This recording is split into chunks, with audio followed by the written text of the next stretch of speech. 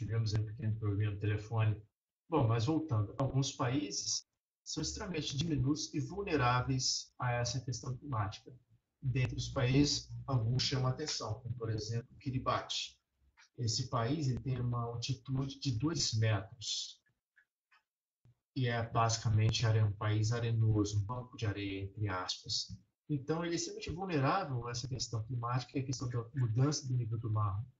E aí, olha só, você pode ter grandes fluxos migratórios gerados por isso. Se você considerar que boa parte da população mundial vive em zonas costeiras, em uma faixa de até 100 quilômetros do litoral, se você considerar que um país como esse pode desaparecer, estamos falando de fluxo de pessoas que irão migrar e não simplesmente não terão um país para viver.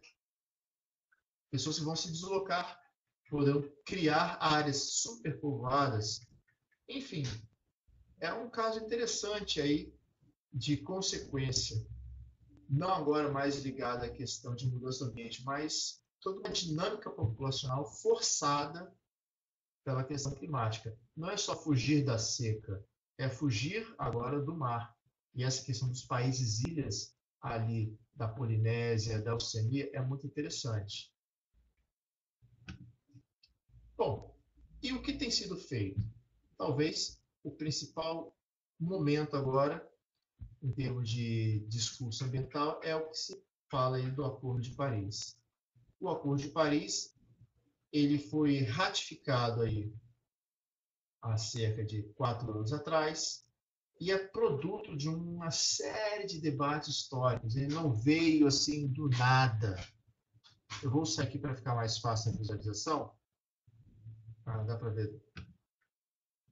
Ele não é um produto do nada.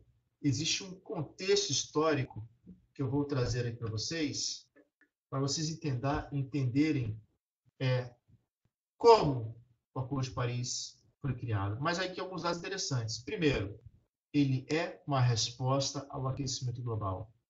Ele é um acordo que foi, na época, aprovado por 195 países. Desses, alguns pularam fora do barco. E existe um compromisso que é estabelecido em algumas metas, como essa aqui que eu coloco. Então, o objetivo central, resposta à mudança do clima. E, em termos, digamos, de números e metas, alguns valores aqui para vocês.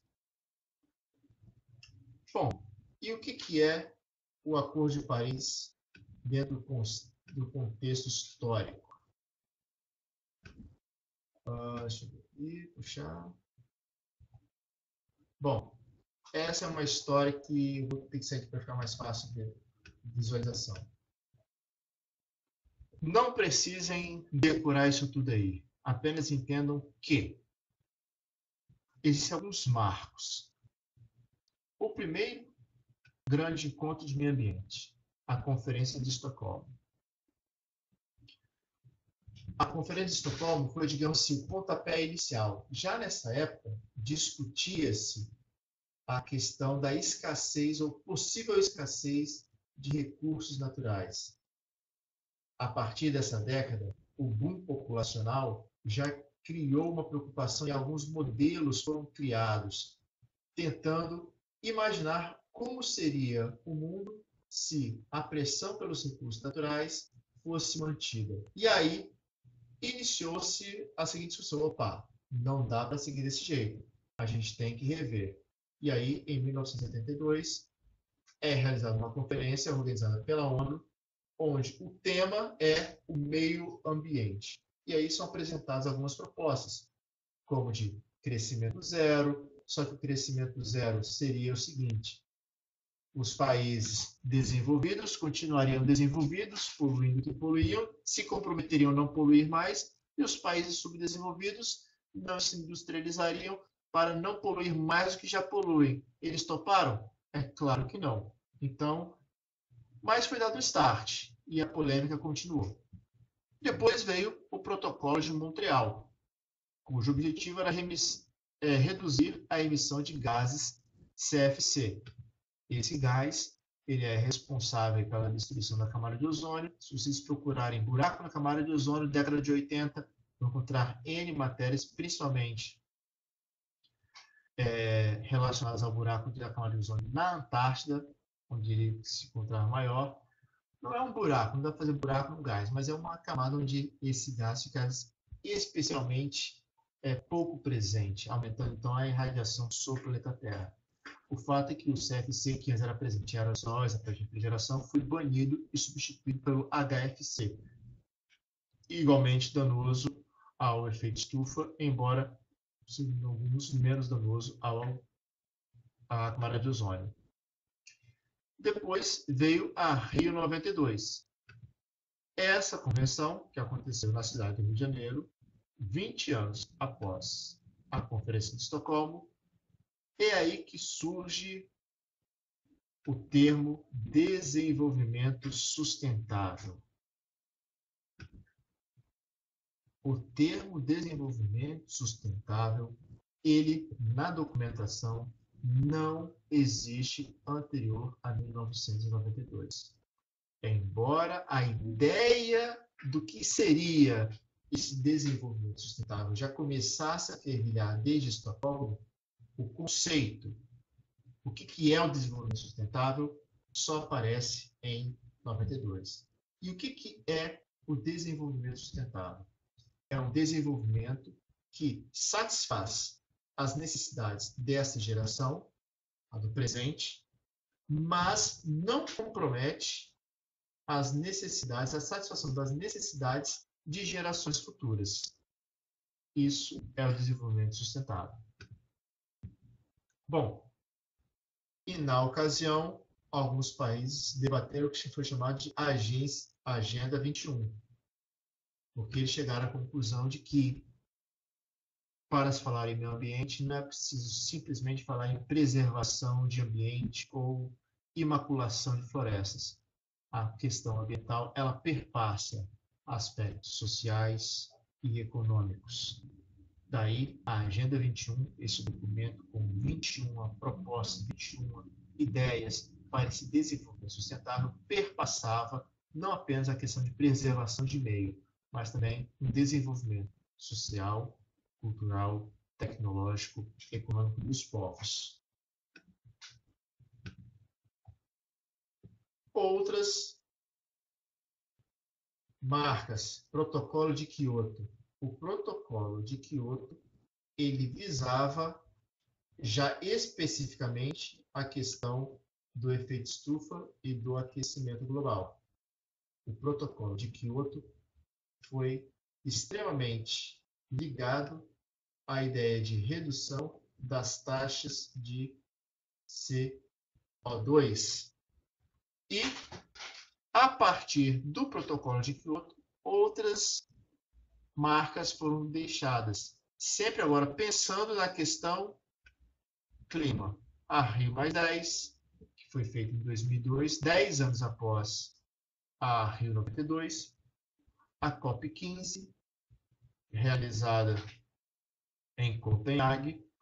A Rio+20, 20 anos após a Eco 92, e foi discutida aqui a chamada economia verde. Lembram da Agenda 21? Lembram da ideia de que o desenvolvimento sustentável não é apenas a questão de preservação de meio, mas também está ligado a uma questão econômica, social, cultural? Pois bem, essa chamada economia verde seria o crescimento econômico aliado à redução de emissão de gases poluentes. Por exemplo, a adoção de tecnologias limpas, redução de gases ou energias mais eficientes, tudo visando um melhor uso da energia e redução de gás de efeito estufa. Exemplo bem tosco, assim, para matar: uso de luz solar, uso de energia eólica, energia hidrelétrica, enfim, desenvolvimento econômico, uma indústria apoiada em carros elétricos, em águas, em reuso de água, enfim, economia verde, economia calcada no desenvolvimento sustentável.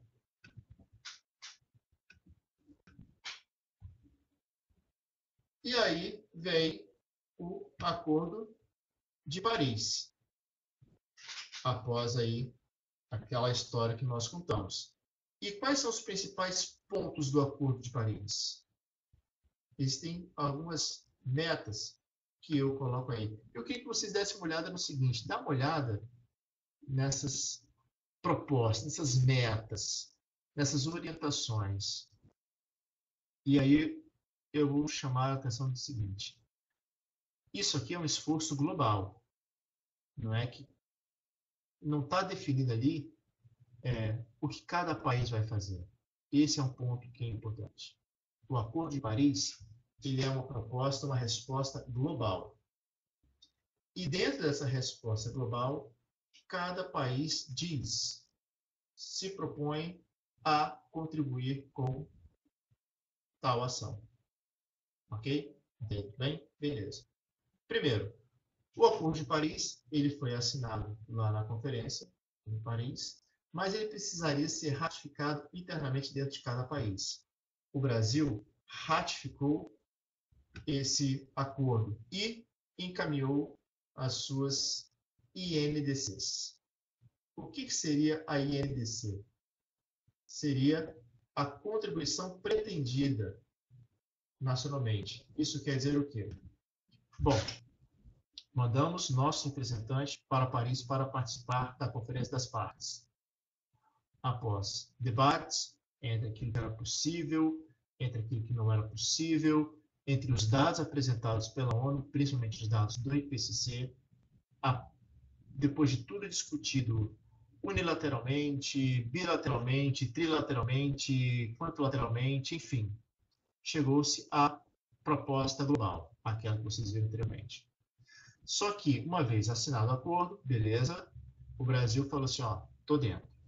Mas era necessário, ou é necessário, que depois esse material seja levado ao Congresso, para que seja ratificado. E aí é debatido e o Brasil agora diz internamente, ok, estamos dentro, ou não, não estamos dentro. No caso do Brasil, ele disse, ok, estou contigo, estou aí e vou fortalecer o seu lado. Pois bem, a partir daí, ele apresenta as suas INDCs, ou seja, suas pretensões de contribuição. Essas pretensões de contribuição devem estar alinhadas com a proposta global e devem estar alinhadas com uma estrutura que vise a contemplar essas metas. Uma vez que esse acordo é ratificado, está de acordo, está tudo ok, essas INDCs passam a ser NDCs. Isso quer dizer o seguinte, uma vez que foi aprovado e ratificado, esse material retorna à ONU e, dado ok, a ONU fala assim, beleza, se essa é a sua pretensão, beleza pura, tem o nosso apoio, vai na fé, vai na missão. E esse documento agora volta e passa a ser visto como uma NDC, ou seja, não é mais uma pretensão, é uma contribuição determinada. Sacou a diferença? Não sacou? Explico. Vamos lá. Acordo de Paris. Documento, proposta global. Desce, sai do internacional, vem para o nacional. É discutido internamente. É aprovado. Olha, podemos fazer isso, podemos fazer aquilo, isso aqui não dá, beleza. Isso aqui que a gente pode fazer. Prepara o documento. Uma carta de intenções. Essa carta de intenções volta para a ONU. A ONU fala, beleza, então vamos oficializar aqui, vocês estão com a gente e essa é a proposta de vocês. Então, esse documento deixa de ser uma NDC e volta para o Brasil como uma NDC e passa a direcionar as políticas de Estado para o combate à mudança climática. Captou? Bom, e foi no dia 21 de setembro de 2016 que as nossas INDCs foram transformadas em compromissos, NDCs. E quais são as NDCs? Aqui, algumas metas para vocês. Conseguir reduzir a emissão de gás carbono em 37% em relação a 2005, ou seja, 2005 foi o parâmetro. Para 2025, vamos reduzir 43% das emissões comparadas às emissões de 2005. E, lógico, para tal, temos que o quê? Traçar ações. Beleza, vamos fazer, mas vamos fazer como? Aqui algumas ações. Aumentar a participação da bioenergia sustentável, aumentar a quantidade de energia renovável, seja hidrelétrica, solar, eólica, aumentar a eficiência do setor elétrico, promover o uso de energias limpas no setor industrial. Aqui alguns subitens, como por exemplo, aumento da participação eólica e solar.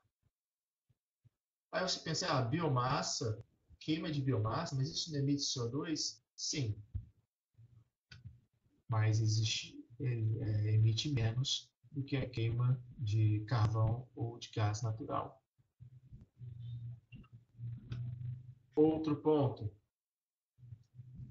Fortalecer o cumprimento do Código Florestal. Aqui nós temos falhado miseravelmente. A verdade é essa. Recentemente, N revisões têm feito no Código Florestal, visando a enfraquecê-lo, visando a torná-lo frágil, revisando, tornando áreas antes de proteção em áreas aptas à exploração. Ou seja, aquilo que foi colocado lá em 2016, como vocês podem ver, tem sido derrapante. Restaurar milhões de hectares de floresta. Também temos falhado miseravelmente nesse sentido. Isso aqui, então,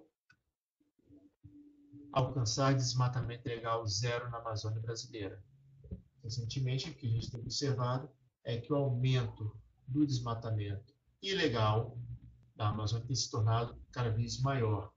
O desmatamento ele reconheceu uma redução até o ano de 2015 e, desde então, tem aumentado a cada ano, o que nos afasta das metas por nós assumidas. Lembrando, isso é uma proposta assumida pelo governo brasileiro a partir de discussões internas. Ou seja, ninguém impôs ao Brasil que atingisse o desmatamento zero. O Brasil assumiu esse compromisso, com vistas a reduzir as emissões de CO2. Estimular medidas de infraestrutura e transporte público em áreas urbanas. Bom, como vocês podem ver aqui, alguns desses temas demasiadamente caros têm sido objeto aí de preocupação. Aumento do desmatamento, queimadas absurdas, tanto no Pantanal como na Mata Atlântica, exploração ilegal de madeira.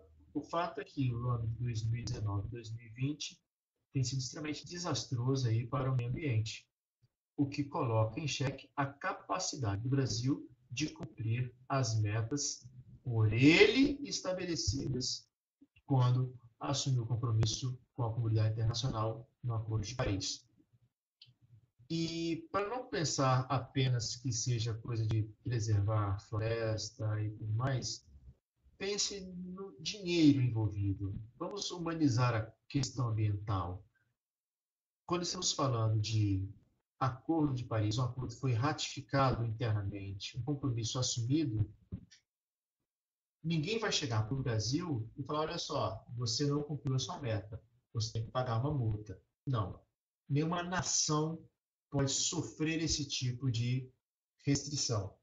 Mas, sim, uma nação ela pode chegar para outra e falar, olha só, você não está cumprindo suas metas no Acordo de Paris. você está poluindo demais. Então, eu vou sobretaxar os produtos que vêm daquela área que tem sido degradada. Pronto, temos um problema. Ou a gente tem uma grana para investir no seu país, mas do jeito que você está tocando horror aí, eu não vou fazer isso. Sim, eles podem fazer isso.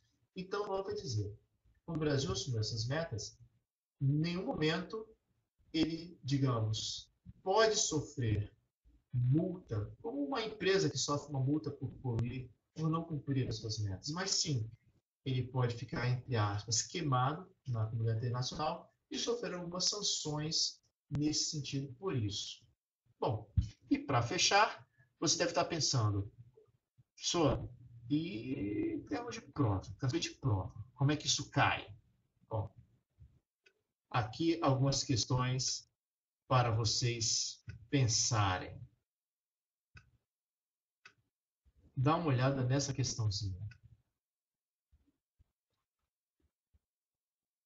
Vou dar um tempinho para vocês lerem, vou ficar em silêncio, depois eu volto para pensar, ver o que vocês responderam.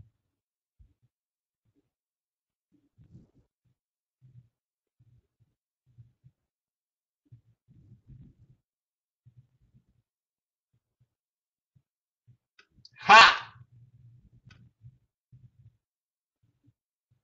Sacaneei. Vamos lá. Bom, duas questões. Na primeira, uma coisa que chama logo a atenção, olha só. Não indica uma forma de ter o avanço das mudanças climáticas. Vou sair daqui para ficar mais fácil. Não é uma consequência da alteração da temperatura do planeta. Aqui, falando relação de causas e aqui consequências. Bom, não indica uma forma de ter as mudanças climáticas. Não é uma consequência da elevação da temperatura do planeta. Se você se ligou nisso e marcou essas duas aqui, mandou bem. Não indica uma forma de deter o avanço das mudanças climáticas. Você aumentar o uso de combustíveis fósseis, você aumenta a sua emissão de CO2. Logo, você está contribuindo para a mudança climática. Não é uma consequência da temperatura do planeta. Terremotos é tectônica, galera. Se liga na missão. Tem nada a ver com mudança climática. Entendeu? Bom, só mais uma aqui. Olha só, essa aqui é uma questão do Enem, se não me engano, de 2005. Dá uma olhada na charge, e essa charge faz referência a uma situação que tende a se agravar em função de, bom, estamos vendo aqui um cubo de gelo, entre aspas, é claro, está derretendo. Então, vamos lá. Qual é a resposta? Pensa.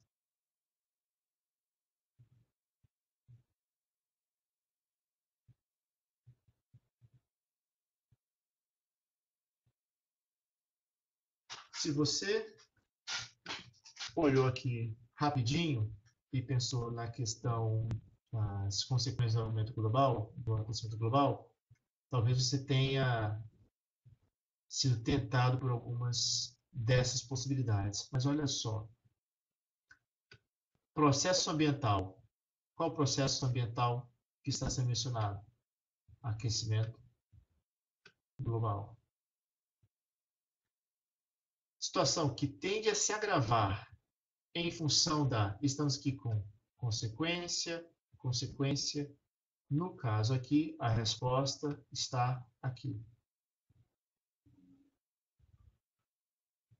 O dissenso político entre os países nos apoios internacionais. Hoje, sabe-se que alguns países pularam fora aí desses acordos. Por exemplo, o protocolo de Kyoto. Oh, caramba.